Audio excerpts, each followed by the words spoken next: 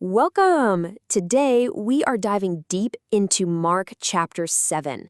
And let me tell you, this is a powerful one. It really cuts right to the heart of what genuine, living faith is all about. So, let's get into it. And right out of the gate, this chapter makes us ask a pretty tough question, one that is just as real for us today as it was 2,000 years ago. Are your traditions, the things you do, maybe the way you were raised, are they truly honoring God? Or have they somehow started to replace Him? Keep that question in the back of your mind as we go through this. So this first section, it kicks off with a major showdown. You've got these top-tier religious leaders who have traveled all the way from Jerusalem, the center of their world, just to confront Jesus. The stage is set for this epic clash between man-made rules and God's actual word. Okay, so here's the big accusation in verse 5. Now, you might hear unwashed hands and think this is about hygiene, right? But it's not at all. The Pharisees and scribes, they weren't worried about germs. They were obsessed with ceremonial purity, this whole complex system of rules that they themselves had created. And you've got to understand this key term, tradition of the elders. This wasn't just some friendly advice they were passing down. To the Pharisees, this paradosis, their oral law, was just as binding, just as authoritative as the actual scriptures God gave to Moses on the mountain. And that, right there, is the core of this whole conflict.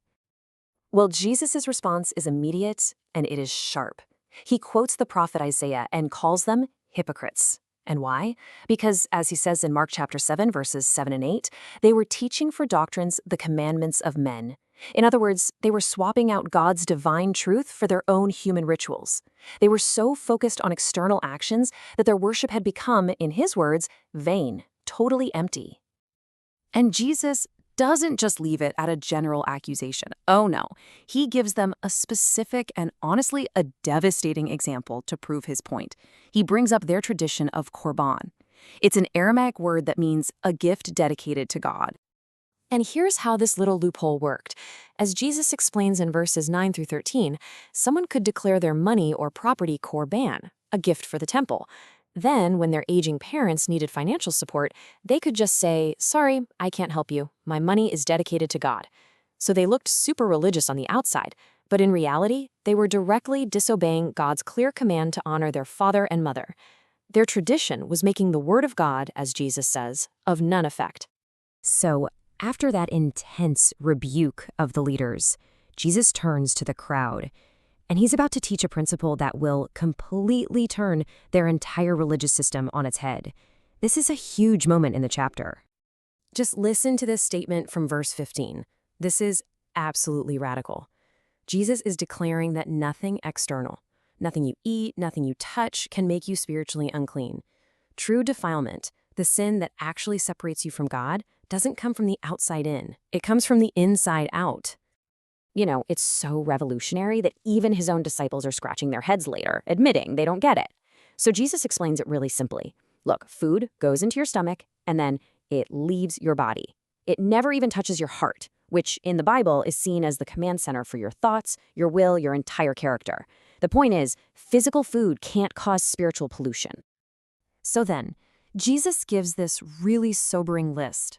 According to verses 21 and 22, this is where real defilement comes from within, out of the heart of men. He lists things like evil thoughts, murders, pride, envy, foolishness. Just look at this list on the screen. These are the things that truly make a person unclean before God. It's an internal problem, a heart condition that shows every single one of us needs a new heart, something only Christ can give. Okay, so if true uncleanness is a problem of the heart, what does a pure heart of faith look like in action? Well, to demonstrate, Jesus does something really radical. He leaves Jewish territory and travels into the Gentile region of Tyre and Sidon. He's about to show us, not just tell us, that true faith isn't limited by your nationality, your background, or your ritual status. So a Syrophenician woman, a total outsider in that culture, comes and begs Jesus to heal her daughter. Now, his first response in verse 27 sounds incredibly harsh. He compares Israel to the children at the dinner table and Gentiles to the dogs.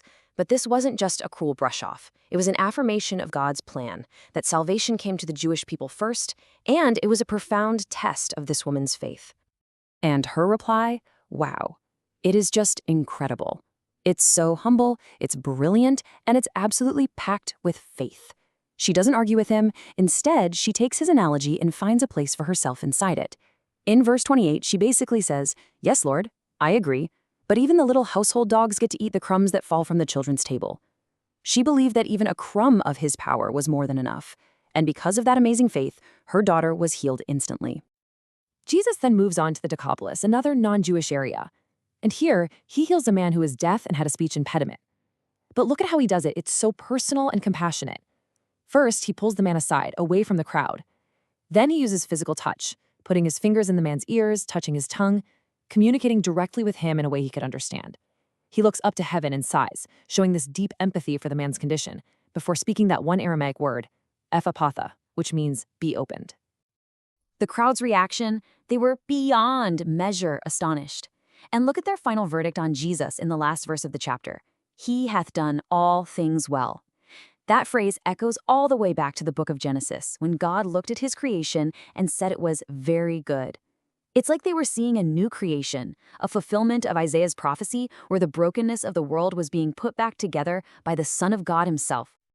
You know, that amazed reaction, "He has done all things well," isn't just a historical footnote. It's really an invitation to us. So, what do we do with all this? Let's talk about how we can bring these powerful truths from Mark 7 into our own lives right now. So, let's boil it all down. Here are the crucial takeaways for us. First, take a hard look at your traditions. Are they actually helping you draw closer to God, or have they become a substitute for a real relationship with Him? Second, always remember, true purity is an inside job. It's about the heart. Third, we have to recognize that the root of sin is inside of us, which means we all need a new heart from Christ. And finally, and this is so encouraging, great faith can show up anywhere, in anyone, no matter what their background is. The big challenge for all of us, then, is to not just be hearers of the word, but doers. So I want you to really think about it. Based on everything we've just uncovered, what is one tangible way you can put these truths into practice this week? And hey, to help you really make this stick, don't forget about the tools we have for you. Use the digital flashcards and take the short quiz that go along with this lesson. They're a fantastic way to reinforce what we've learned together today. And here's your homework. Get a head start by reading the next chapter. We'll be diving right into Mark chapter 8 next time, and trust me, you are not going to want to miss it. Thanks so much for joining us for this explainer. This has been a production of the You Need Faith in Jesus team.